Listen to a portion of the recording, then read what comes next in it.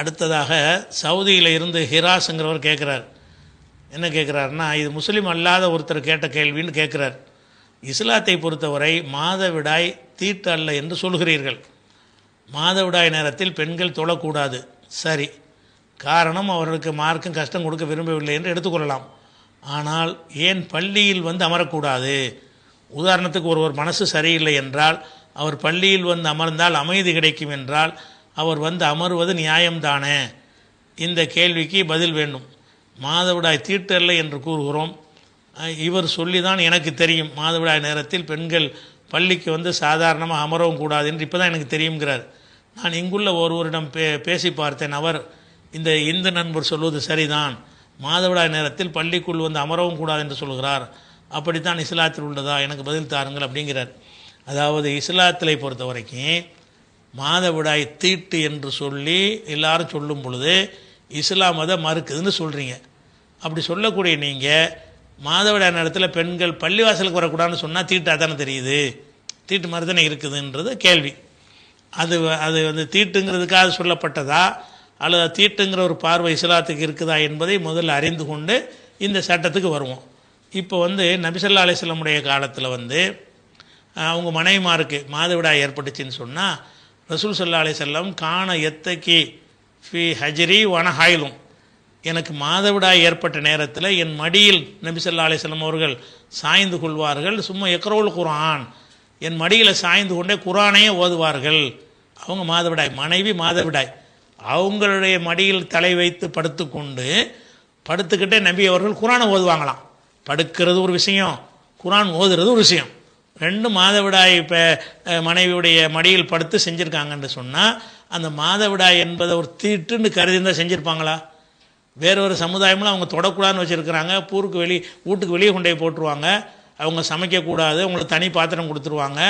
அவங்க பொருளை தொட்டு அது தீட்டாயிரும், தொட்டதை அது தீட்டாயிரும் என்றெல்லாம் எழுதி வைத்திருக்கிறார்கள். நபி அவர்கள் இணைஞ்சிருக்கிறாங்க மாதவிடாய்ங்கிற ஒரு பொருட்டாகவே எடுத்துக்கொள்ளவே இல்லை. மடியில் படுத்துக்கொள்கிறார்கள், குர்ஆன் வேதத்தை படிக்கிறாங்க. வேதம் படிப்பதற்கு அவங்க தலையை வைத்து படுப்பது உங்களுக்கு ஒரு உறுத்தலா இல்லைன்னு சொன்னால் இஸ்லாம் வந்து தீட்டாக கருதலைன்னு விளங்குதா? அது ஒரு விஷயம். அடுத்து வந்து இரவு நேரம் ஆச்சு ரெண்டு பேரும் ஒன்றா படுக்கிறாங்கன்னு வைங்க, ஒரே கட்டில் படுத்துக்கொள்ளலாம், கட்டி அணைத்து கொள்ளலாம். என்னை கட்டி அணைத்து கொள்வார்கள். நான் மாதவிடாய் இருக்கும்போது உடல் உறவு மட்டும்தான் கூடாது, உடலுறவை தவிர மற்றபடி கொஞ்சுவார்கள், மற்ற எல்லாமே செய்வார்கள் என்று புகாரி 300வது ஹதீஸில் இந்த ஒரு விஷயம் இருக்கிறது. அதே மாதிரி வந்து நான் வந்து நபிகளுக்கு மாதவிடாய் ஏற்பட்டிருக்கும் பொழுது நான் குறுக்கே படுத்திருப்பேன். நபி ஸல்லல்லாஹு அலைஹி வஸல்லம் அவர்கள் ஒரு போர்வையில் ஒரு விரிப்பில் தொழுவார்கள். அவர் தொழுவும் பொழுது அவங்களுடைய அந்த மேலே போட்டிருக்கிற ஒரு ஆடை போர்வை என் மேலேயும் படும். ஆனால் அதை பற்றி கண்டுக்கிறாமல் என்ன செய்வாங்க, அவங்க பாட்டு தொழுதுட்டு இருப்பாங்க. மாதவிடாய் ஏற்பட்ட நேரத்தில் எதுக்க படுத்திருக்கிறாங்க? நான் தொழுவுறேன், நீ பாட்டு மாதவிடாய் நேரத்தில் படுத்து கிடக்கிறேன்னு கேட்டாங்களா? இல்லை, இவங்களோட ஆடை அவங்க மேலே படுது, அப்படிலாம் படக்கூடாது, தள்ளிப்படு அப்படின்னு சொன்னாங்களா? இது 379 ஹதீஸ் புகாரில் இருக்கிறது. அப்போ அப்படியெல்லாம் ரசூலுல்லாஹ் செய்யலை. அதே மாதிரி வந்து இதே கருத்து 518 மைமூனா, அது ஆயிஷா அறிவிக்கிறாங்க, இது மைமூனா அறிவிக்கிறாங்க, இதே கருத்துப்பட உள்ளது. அதே மாதிரி ஆயிஷா நாயகி சொல்கிறாங்க, மாதவிடாய் ஏற்பட்ட நேரத்தில் தண்ணி குடிக்கிறாங்கன்னு வைங்களேன், நான் தண்ணியை குடிச்சிட்டு அதை கொடுப்பேன், ரசூலுல்லாஹ் அதை குடிப்பாங்க. மாதவிடாய் ஏற்பட்ட நிலையில் இவங்க தண்ணீரை குடிச்சிட்டு அதை வந்து மனைவி குடிச்சிட்டு கணவர்கிட்ட கொடுக்குறாங்க.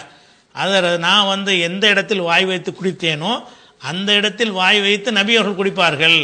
இந்த மாதவிடாய்ங்கிறது ஒன்றும் இல்லைன்னு காட்டுவதற்காக வேண்டி நபி அவர்கள் என்ன செய்கிறாங்க, மாதவிடாய் ஏற்பட்ட மனைவி தண்ணீரை குடித்து விட்டு நபியிடத்தில் கணவர்கிட்ட கொடுக்குறாங்க.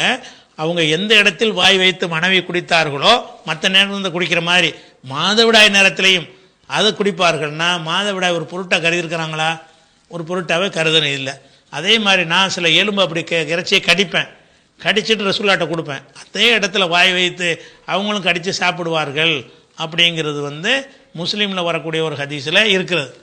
ஆனால் அன்றைக்கு யூதர்கள் என்ன பண்ணாங்க, மாதவிடாய் ஏற்பட்டுச்சுன்னு சொன்னால் வீட்டில் சேர்க்க மாட்டாங்க, விட்டு ஒதுக்கி வச்சுருவாங்க, தொடக்கூட கூடாதுன்னுருவாங்க. அப்படி எல்லாம் இருக்கும் பொழுது ரசூலுல்லாஹ் என்ன செய்கிறாங்கன்னு கேட்டால் ரசூலுல்லாஹ் இதை பற்றி கேட்குறாங்க. இஸ்னவோ குள்ள செய்யின் இல்லை நிக்காக, உடலுறவு கொள்வதை தவிர மற்றபடி அந்த பெண்களை எல்லாத்தையும் கூட நடத்துங்க, மாதவிடாய் நேரத்தில் உடலுறவு கொள்ளுதல் என்பது ஒரு கெடுதிங்கிறது சயின்டிஃபிக்காகவே ஒரு நிரூபிக்கப்பட்ட ஒரு விஷயம்.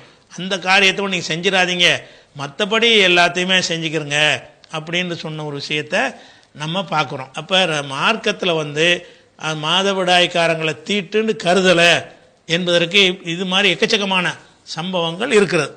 அப்போ எதுக்காக வேண்டி பள்ளிவாசலுக்கு மட்டும் வரக்கூடாதுன்னு சொன்னாங்க அப்படின்னு சொன்னால், அந்த மாதிரி இது பள்ளிவாசலுங்கிறது அல்லாஹ்வுடைய வீடு. அல்லாஹ்வுடைய வீடுன்னு சொல்லும் பொழுது அல்லாஹ் என்ன பார்க்குறான்னு கேட்டால், பள்ளிவாசல் தொழுகைக்கு உரியது. தொழுகைக்காகத்தான் அந்த பள்ளிவாசல் அமைக்கப்பட்டிருக்கிறது. பள்ளிவாசல் தொழுகைக்கு உரியதுங்கிற மாதிரி தொழுகக்கூடாதுங்கிற மாதிரி அந்த மாதவிடாய் நேரத்தில் தொழுகைக்கு நெருங்கவும் கூடாது. தொழுகைக்கு நெருங்குதல் என்பது என்ன? பள்ளிவாசல் தான். பள்ளிவாசலுக்கு வரக்கூடாது. ஒன்று, பள்ளிவாசலுக்கு உட்காந்துருந்தான்னு சொன்னால் அவன் தொழுகிற வரைக்கும் தொழுகையிலே இருக்கிறான் என்று ரசூலுல்லாஹ் சொல்கிறாங்க. ஒரு ஆள் பள்ளிவாசலில் உட்காந்துருக்காரு, தொழுகைக்காக வெயிட் பண்ணிகிட்டு இருக்கிறாரு. வெயிட் பண்ணிட்டு இருக்கிற வரைக்கும் ஒரு தொழுகையில் தான் இருக்கிறாரு என்று ரசூலுல்லாஹ் சொல்கிற அளவுக்கு அந்த பள்ளியில் போய் அமருவது என்பது ஏறக்குறைய தொழுகை மாதிரி. தொழுகை மாதிரி இஸ்லாம் கருதுறதுனால தான் தொழுகவும் கூடாது, தொழுகையுடைய இடத்தில் இருக்கக்கூடிய அந்த பள்ளியில் போய் இருத்தல் என்பதும் தொழுகை மாதிரி ஒரு இடமா இருக்கிறதுனால, ஒரு பக்கம் ரத்தம் வந்துக்கிட்டு இருக்கும்போது, அது வெளிப்பட்டு இருக்கும்போது அதையும் போய் செய்கிறது என்பது இறைவனுக்கு உகந்தது இல்லைன்னு சொல்லப்பட்டிருக்கு. இது மாதவிடாய்க்கு மட்டுமா சொல்லப்பட்டிருக்கு?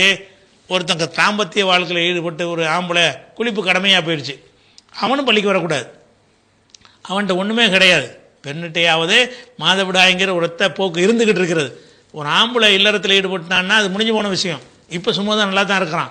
ஆனாலும் என்ன இஸ்லாம் என்ன சொல்லுதுன்னு கேட்டால், நீ தாம்பத்தியத்தில் ஈடுபட்டாலும் மாதவிடாய் வந்தாலும் குளித்துட்டு தான் நீங்கள் வரணும். அது வந்து கொண்டு இருக்கும் பொழுது அதிலேருந்து பல விதமான வாடகைகள் அதெல்லாம் வந்துக்கிட்டு இருக்கும். ஒரு பலர் இருக்கக்கூடிய ஒரு சபை பள்ளிங்கிறது அது அல்லாஹ்வுடைய பள்ளி என்பதில் அது மாதிரிலாம் வரக்கூடாதுங்கிறதுக்காக ஆண்களுக்கும் இஸ்லாம் என்ன சொல்லுதுன்னு கேட்டால், குளிப்பு கடமையாக இருந்தால் நம்ம பள்ளிக்கு போகக்கூடாது. தாம்பத்தியில் ஈடுபட்டோமா, குளிப்பு கடமையாகிடுச்சு, குளிச்சுப்புட்டு தான் பள்ளிவாசலுக்கு போகணும். அப்போ ஆம்பளை தீட்டு நடத்துமா? அப்போ ஆம்பளை பள்ளிவாசலுக்கு வரக்கு இந்த சட்டம் இஸ்லாம் வச்சுருக்குதுல, ஆணை தீட்டு ஆக்கிட்டுன்னு அர்த்தமா? தீட்டுங்கிறது இல்லை, ஒரு விஷயத்தில் போது ஒரு சட்டம் போடுவாங்க, இன்ன கண்டிஷனில் தான் வரணும், குளிச்சுட்டு தான் வரணுங்கிற இடத்த குளிச்சுட்டு தான் வரணும். அப்போ குளிச்சுட்டு தான் வரணும் என்பது பள்ளிவாசலுடைய ஒரு சட்டம். குளிப்பு கடமையாக இருந்தால், குளிப்பு கடமையானவர்களாக இருந்தால் குளிச்சுட்டு வரணும். குளிப்பு கடமைங்கிறது எப்போலாம் வரும்? குடும்ப வாழ்க்கையில் ஈடுபட்டால் வரும், மாதவிடாய் வந்தால் வரும். மாதவிடாய் வந்தால் மாதவிடாய் நின்ற பிறகு குளிச்சுப்பிட்டு அவங்க பள்ளிவாசலுக்கு வரணும் அப்படிங்கிறதுக்காக சொல்லப்பட்டிருக்கே தவிர, அவங்க மன அமைதி பெறுவதற்காக அவங்க இருக்கிற வீட்டில் இருந்த நம்ம இஸ்லாம் மார்க்கத்தில் பள்ளிவாசலில் தான் இறைவன் இருக்கான்னு சொல்லப்படுதா? இல்லை. இஸ்லாத்தில் என்ன செய்யப்பட்டிருக்கு? இருந்த இடத்துலலாம் நீங்கள் வணங்கலான்னு சொல்லப்பட்டிருக்கு. பூமி முழுசும் எனக்கு பள்ளிவாசல்னு சொல்லப்பட்டிருக்கு. அந்த அடிப்படையில் பார்த்தீங்கன்னு சொன்னால், ஒரு பெண் மன அமைதியை நாடி அவளே ஒரு வீட்டில் உட்காந்துட்டு என்ன செய்யலாம்? இறைவனை மனசில் நினைக்கலாம், குரானை ஓதலாம், திக்ர்கள் செய்யலாம், மற்ற எல்லாமே செய்யலாம் தொழுகையை தவிர. அந்த மாதிரி இருக்கும் பொழுது பள்ளியில் தான் செய்யணும்னு என்னத்துக்கு தேவை இருக்குது? அப்படிங்கிறதுனால தீட்டுக்காக ஒதுக்கலை. இந்த பள்ளிக்கு வர்றதுக்கு ஒரு ஒழுங்கு, குளிப்பு கடமையானவர்கள் வரக்கூடாது ஒரு பொதுவான ரூல். அந்த ரூல் படினா இவன் மாதவிடாய் பெண்கள் மாதவிடாய் நின்ற பிறகு தான் குளிக்க முடியும். குளிச்சுட்டாங்கன்னா அடுத்த நிமிஷம் மர குளிப்பு கடமையாகும், வந்துக்கிட்டே இருந்துச்சுன்னு சொன்னால். அது குளிப்பு மாதவிடாய் நின்ற பிறகு தான் அவங்க குளிக்கணுங்கிற கடமையே வரும்.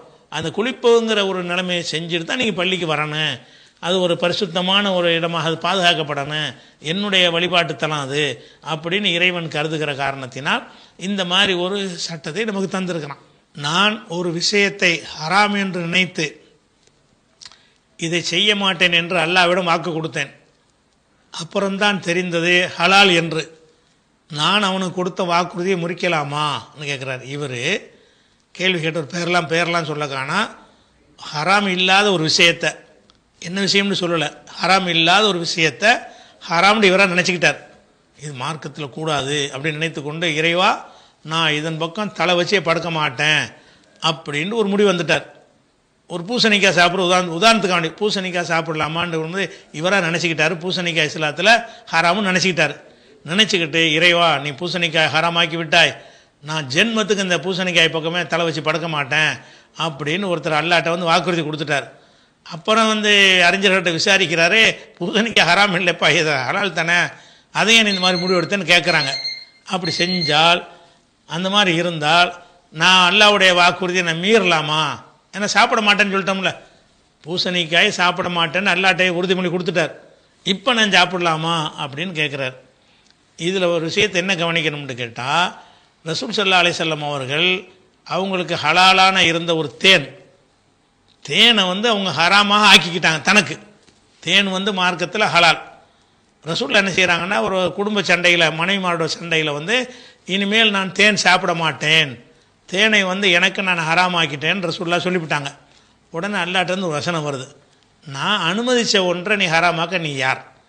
நான் தான் தேனை ஹலால் ஆக்கியிருக்கிறேன். நான் ஹலாலாக ஆக்கின ஒன்றை நீ ஹராமாக ஆக்கிறதுக்கு உனக்கு என்ன ரைட் இருக்குது?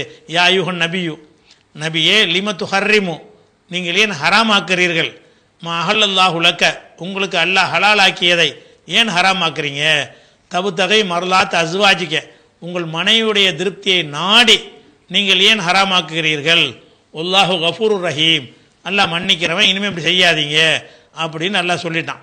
அப்போ இவங்க அல்லாஹ் மேலே சத்தியமாக தேனை சாப்பிட மாட்டேன்னு சொன்னதை அல்லாஹ் நீ இப்படி செஞ்ச முடிவு தப்புன்ட்டான். அதே நேரத்தில் அல்லாஹ் மேலே சத்தியம் பண்ணி சொன்னாங்கல்ல, அந்த சத்தியத்தை முறிக்க வேண்டியிருக்குது. முறிப்பதற்கு ஒரு பரிகாரத்தை எல்லாம் சொல்கிறான். கது ஃபர்லல்லாஹு லக்கும் தஹில்லத் ஐமானிக்கும், அடுத்த வசனத்திலேயே உங்களுடைய சத்தியங்களை முறித்தால் என்ன செய்ய வேண்டும் என்று அல்லாஹ் உங்களுக்கு தெளிவாக்கி இருக்கிறான். அதை மட்டும் செய்யுங்க. அல்லாஹ் மேலே சத்தியமாக ஒன்றை செய்ய மாட்டேன்னு சொல்கிறீங்க, அது தவறுன்னு உணர்ந்து செய்ய வேண்டிய நிலைமை வருது.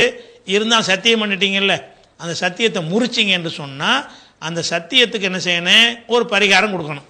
அது என்ன பரிகாரம் என்று கேட்டால், 5வது சூறாவில் 89வது வசனத்தில் என்ன வருதுன்னு கேட்டால், இப்போ கஃபாரத்துஹு, அதுக்குரிய பரிகாரம் என்பது இத்ஆமு அஷரத்தி மசாக்கின், 10 ஏழைகளுக்கு உணவளிக்க வேண்டும்.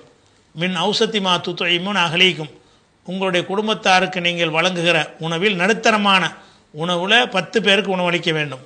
அவ் கிசுவத்துகும், அல்லது அவங்களுக்கு உடை அளிக்க வேண்டும், 10 பேருக்கு ட்ரெஸ் எடுத்து கொடுக்கணும். அவ் தஹரீரு ரகபத்தின், அல்லது ஒரு அடிமையை விடுதலை செய்ய வேண்டும். இப்போ மல்லம் எஜது, யாருக்கு அந்த அடிமை கிடைக்கலையோ, இப்போ சியாமு சலாசத்தி ஐயாமின், 3 நாட்கள் நோன்பு வைக்க வேண்டும். நாளைக்கு கஃபாரத்து ஐமானிக்கும், இதுதான் உங்களுடைய சத்தியங்களுக்கான பரிகாரம் என்று 5வது சூறாவில் 89வது வசனத்தில் நல்லா சொல்லிட்டான். இப்போ நீங்கள் அறியாமல் ஒரு ஹலாலான ஒரு விஷயத்தை அல்லாஹ் மேலே சத்தியம் ஹராம் நினச்சிக்கிட்டு அல்லாஹ் மேலே சத்தியமாக நான் செய்ய மாட்டேன்னு சொல்லிட்டீங்கன்னு சொன்னால், என்ன இருந்தாலும் அல்லாட்ட சத்தியம் பண்ணிட்டீங்கல்ல, அதை நீங்கள் முறிச்சிடணும். இப்போ நான் அந்த சத்தியத்தை முறிக்கிறேன். முறிச்சா அதுக்கு என்ன செய்யணும்? பரிகாரம் கொடுக்கணும். என்ன பரிகாரம் கொடுக்கணும்? ஒரு 10 ஏழைக்கு சாப்பாடு கொடுங்க, 10 ஏழைக்கு ட்ரெஸ் எடுத்து கொடுங்க, ஏதாவது ஒன்று. ஒரு அடிமையை விடுதலை செய்யுங்கன்றிருக்கு, அடிமை இப்போ கிடையாது. இந்த 2 தான் செய்யணும். இந்த 2க்கும் உங்களுக்கு முடியலை. 10 ஏழைக்கும் சாப்பாடு கொடுக்க முடியாது, 10 ஏழைக்கு ட்ரெஸ் எடுத்து கொடுக்க முடியாது. அப்படி நிலையில் இருந்தீங்கன்னு சொன்னால், இப்போ மல்லம் எஜிது, யாருக்கு இதை கிடைக்கவில்லையோ, முடியவில்லையோ, இப்போ செய்யாமல் சலாசத்தி ஐயாமின், 3 நோன்பு வச்சிட வேண்டியதான். 3 நாட்கள் நோன்பு வச்சிடணும். இறைவா, நான் சத்தியம் பண்ணிட்டேன், நான் அதை மீறிட்டேன், உன்னுடைய கட்டளை பிரகாரம் மீற வேண்டியது தப்பான செஞ்சதுனால அந்த சத்தியத்தை முறித்து விட்டேன். முறித்ததற்கு ஒரு பரிகாரமாக நான் ஒரு 3 நோன்பு வைக்கிறேன் அப்படின்னு நினைத்து விட்டு 3 நோன்பு வச்சுக்கலாம், முடிஞ்சு போச்சு.